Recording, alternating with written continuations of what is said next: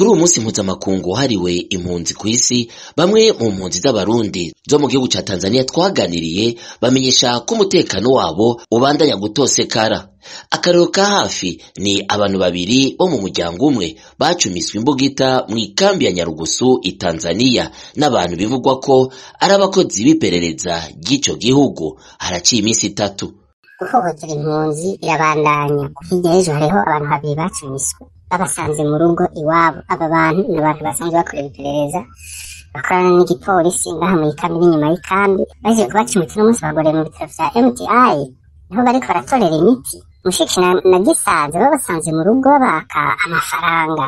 Saho gusa havugwa umutekano muke ku mpunzi kuko no mw'ikambi ya Nduta uhirahiye agasohoka ikambi acanyuruzwa canke akicwa.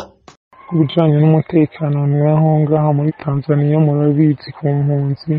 Impunzi ziri mu gahohotero kose gashoboka, impunzi ziranyuruzwa, impunzi ziricwa, uhirahiye akarenga inkambi abapfuye na gatoya bamufashe, abandi barafungwa, abandi benshi ntituzi irengero bakugwa ngaha nyene mu nkambi hagati.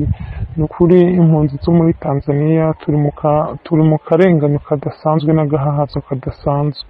Mu kambi ya Nakivale mu gihugu ca Uganda ubwoba ni bwinshi ku barundi bahahungiye kubera imbonerakure zihaza ku bwinshi gufata impunzi zirondegwa n'iperereza ry'u Burundi.